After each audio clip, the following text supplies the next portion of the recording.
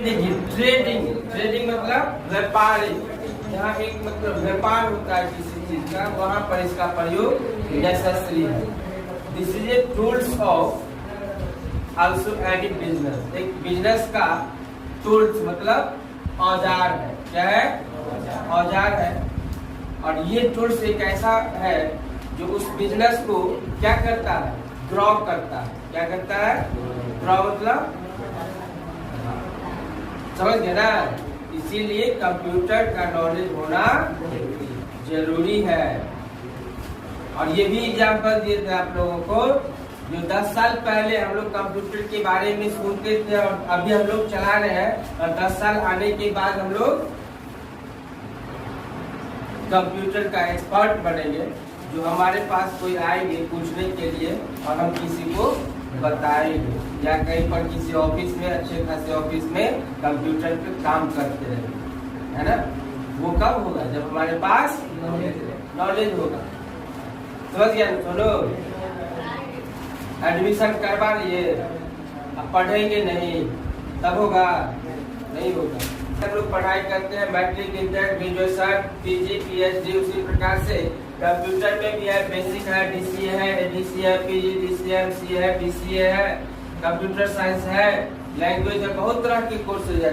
अंत ही नहीं है, पढ़ाई का कोई अंत नहीं। उसी प्रकार से कंप्यूटर में भी कंप्यूटर नॉलेज का कोई अंत नहीं है। फिर भी हम लोग एक डिप्लोमा करते हैं, चाहे वो डीसी हो, एडीसी हो, या हार्डवेयर हो, या नेटवर्किंग हो, है ना? तो डिप्लोमा कर लेते हैं तो ये लगता है जो किसी सेक्टर में हम लोग काम कर सकते। इसीलिए हम लोग क्या करते हैं? तो मार्केट में देखिए कहता है जो किस चीज को तरक्की कैसे होता है, इंसान तरक्की कैसे करेगा? मार्केट में जिस चीज की डिमांड होती है उस चीज को सीखना जरूरी है ना?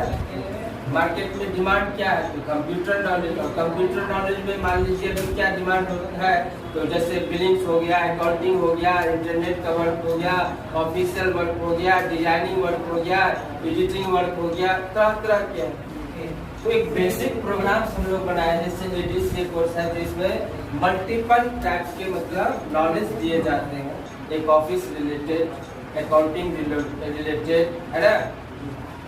उसके बाद जो है internet related, basic hardware related है, बहुत से कंप्यूटर का जो है बेसिक लैंग्वेज बताया जाता है।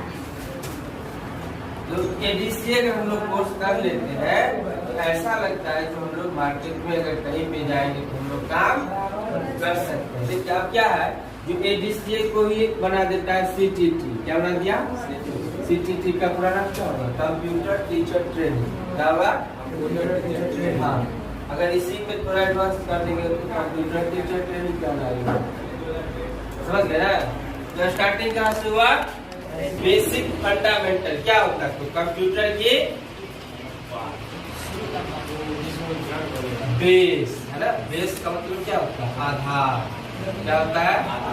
आधार। बताए ना, जो घर बनता है तो सबसे पहले नींव बनाया जाता है। नींव को मजबूत करना होता है, ताकि अगर 10 मंजिल भी हम लोग बनाएंगे तो गिरेगा नहीं, मजबूत रहेगा। तो सेम कंडीशन है। जो बेसिक फंडामेंटल अगर हम लोगों का स्ट्रॉन्ग रहता है, जैसे लक्ष्मी बताएगी जो हार्ड डिस्क का काम क्या है? हाँ,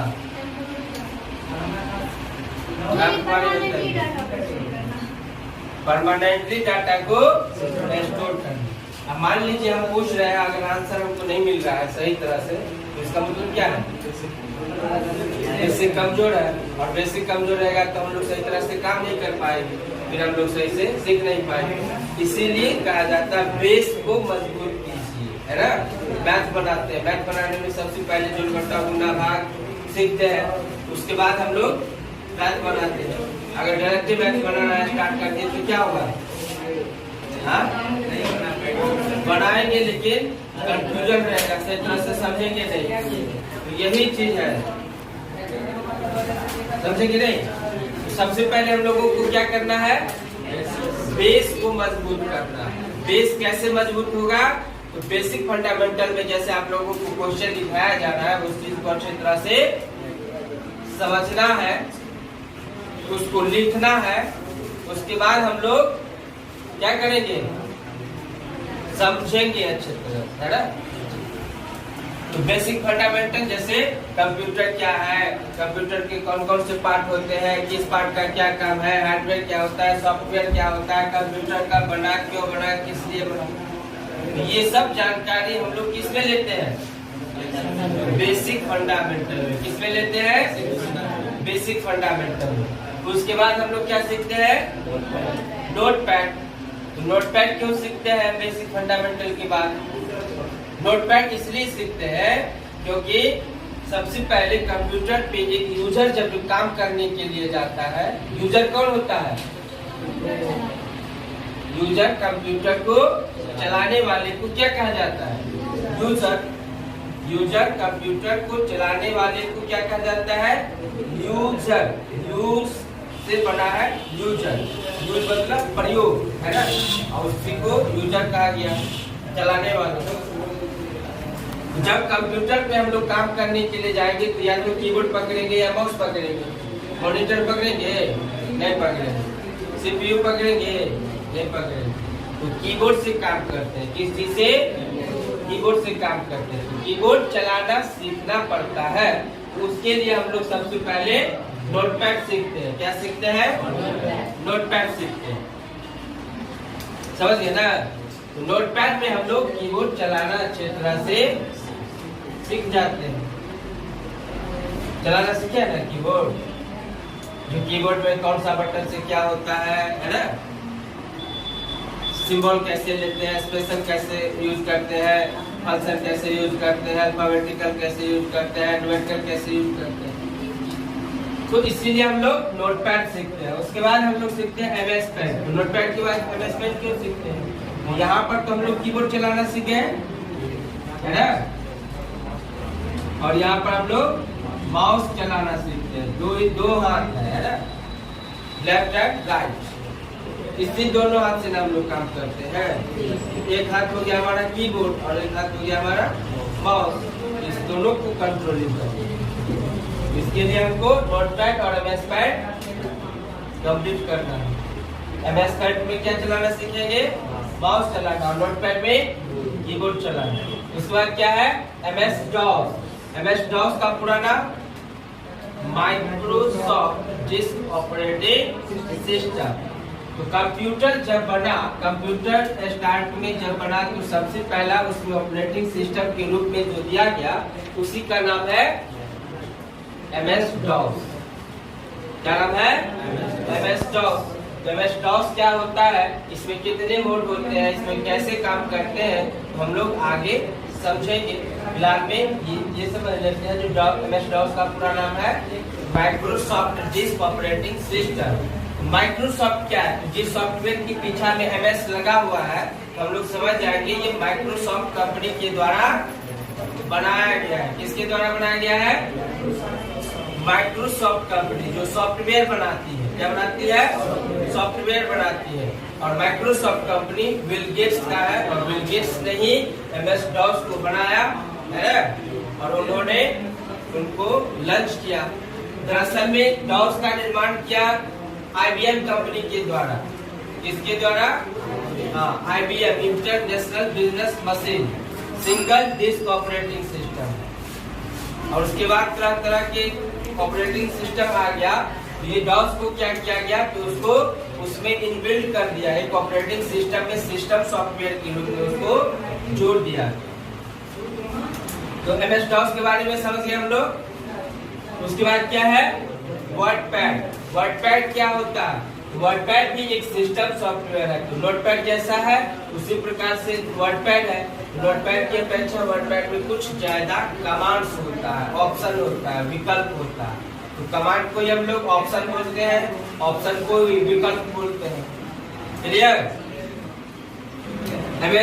उसके बाद जो है वर्डपैड के बाद हम लोग आ जाते हैं एमएस वर्ड। क्या सीखेंगे, एमएस वर्ड। एमएस वर्ड का पूरा नाम क्या होगा, माइक्रोसॉफ्ट वर्ड।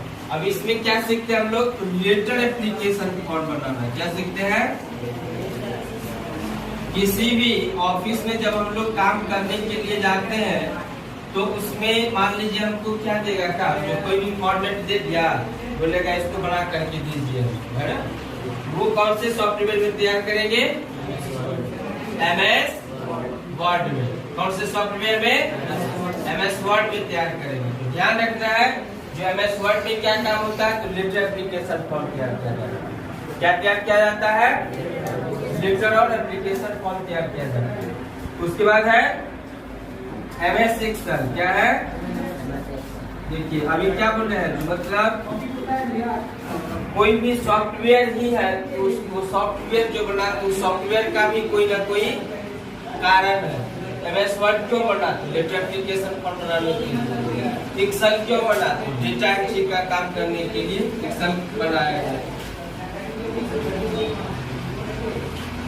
है ना। MS एक्सेल में क्या काम होता है? डेटा एंट्री का काम होता है। क्या काम होता है?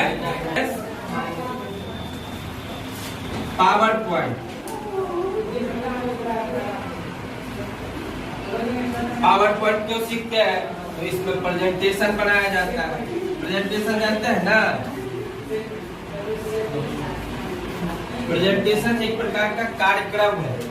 क्या है? कार्यक्रम। जैसे हम लोग देखते हैं जो कोई शादी विवाह का कैसेट या मूवी देखते हैं, तो उसको स्टार्टिंग में क्या आता है? मूवी का नाम, डायरेक्टर का नाम, एक्टर का नाम, एक्ट्रेस का नाम, और वो शायरी होता है ना। तो वो चीज हम लोग कहाँ से बनाते हैं? Power point. ये हम लोग सीखेंगे। उसके बाद हम लोग सीखते हैं पावर पॉइंट। अच्छा एक चीज ध्यान रखेंगे, MS Word, Excel, PowerPoint, इस तीनों को बोला जाता है ऑफिस पैकेज। क्या बोला जाता है? Office package. ऑफिस पैकेज का मतलब क्या हुआ? एक ऑफिशियल काम करने के लिए, एक ऑफिशियल काम करने के लिए हम लोग ऑफिस पैकेज सीखते हैं। एक ऑफिस में क्या काम होता है? लेटर एप्लीकेशन फॉर्म बनाना। एक ऑफिस में क्या काम होता है? तो डेटा एंट्री का काम करना। एक ऑफिस में क्या काम होता है? तो किसी भी प्रकार के प्रेजेंटेशन तैयार करना। एक ऑफिस में क्या काम होता है? तो मेल सेंड करना, मेल रिसीव करना, प्रिंट करना, ये काम सब होता है। ये कंप्लीट हम लोग सीख जाते हैं कहाँ पे? Office package. और एक बेसिक कोर्स के अंदर में लास्ट माना जाता है इंटरनेट। क्या जाता है? इंटरनेट है ना। इंटरनेट तो जानते ही आजकल हम लोग मोबाइल में भी इंटरनेट चलाते हैं, है ना। इंटरनेट का मतलब क्या होता है? तो किसी भी जानकारी को बहुत कम समय में प्राप्त करना, किसके माध्यम से? वो सुविधा इंटरनेट ही है ना। चाहे मोबाइल पे हो या कंप्यूटर पे हो, किसी भी सूचना को कुछ ही समय में प्राप्त करना, किसके माध्यम से? इंटरनेट क्या है? इंटरनेट एक world wide web global system है। संसार के जितने भी कंप्यूटर, मोबाइल है, एक दूसरे से जुड़े हुए हैं। किसके माध्यम से? इंटरनेट के माध्यम से। समझ गए ना? तो इसके भी बारे में हम लोग विस्तार से आगे पढ़ेंगे। ये सिलेबस यहाँ तक तो हम लोग समझ गए, है ना। अब हम लोग देखते हैं जो इंटरनेट, अगर ADC के सिलेबस में इंटरनेट के बाद हम लोग आगे क्या सीखेंगे। तो अगला आ जाता है हमारा फोटोशॉप। क्या जाता है? फोटोशॉप। फोटोशॉप क्या है? फोटो नाम से स्पष्ट है, फोटो के दुकान। यहाँ पर हम half size, full size, passport size, तरह तरह के फोटो बनाएंगे, बैनर बनाएंगे, है ना। बना करके देखेंगे किसमें? फोटोशॉप में, है ना। उसके बाद हम लोग सीखेंगे पेज मेकर। क्या सीखेंगे? Page maker. पेज मेकर क्यों सीखते हैं? नाम से भी स्पष्ट है, पेज मेकर। पेज को बनाने वाले सॉफ्टवेयर को क्या कहा जाएगा? Page maker. जैसे ये पोस्टर जानते हैं ना, पोस्टर, पॉम्पलेट, विजिटिंग कार्ड वगैरह सब जो बनता है, वो किसके माध्यम से बनता है? Page maker. क्लियर? उसके बाद हम लोग सीखते हैं कोरल ड्रॉ। क्या सीखते हैं? Corel Draw. कोरल ड्रॉ भी जो है, ये मतलब कोई भी, मान लीजिए हमारा फेस है, अब फेस को हमने उसमें कॉपी करके ले लिए और उसका एक क्लिप आर्ट बनाएंगे। किसके माध्यम से? कोरल ड्रॉ के माध्यम से, है ना। तो यहाँ तक इस सिलेबस को हम लोग BTP बोलते हैं, जो कि ADC के अंदर में जुड़ा हुआ है। उसके बाद हम लोग सीखते हैं टैली। क्या सीखते हैं? टैली, जो एक Billings related, accounting related work के लिए जरूरी है। और आज के समय में सबसे ज्यादा अकाउंटिंग रिलेटेड सॉफ्टवेयर का जो प्रयोग किया जाता है वो है टैली। क्या है? Tally. This is the most powerful accounting software of Tally. All over world used in Tally, and latest version of Tally that is called Tally Prime. सबसे जो लेटेस्ट वर्जन है टैली का वह टैली प्राइम। टैली प्राइम से पहले tally ERP, उससे पहले tally 9, उससे पहले टैली 7.0, उससे पहले टैली 7.2, उससे पहले टैली 4.0, तरह के वर्जन है। तो लेटेस्ट जो वर्जन है वो कौन सा है? Tally prime version. ये इस पे हम लोग काम करेंगे। तो टैली में क्या काम होता है ये तो समझ गए हम लोग। अकाउंटिंग का काम होता है ना। जैसे सेल करते हैं पर कोई बिजनेस है तो बिजनेस में क्या होता है? सेल किया जाता है, परचेज किया जाता है, स्टॉक किया जाता है ना, GST लगाया जाता है। ये सब काम हम लोग कहाँ पे सीखेंगे? टैली में आते हैं। क्लियर हुआ? उसके बाद हम लोग सीखेंगे टैली के बाद जो आता है सी लैंग्वेज। क्या आ जाता है? जो कि कंप्यूटर का एक बेसिक लैंग्वेज है। क्या है? अब लैंग्वेज क्या होता है? लैंग्वेज मतलब भाषा।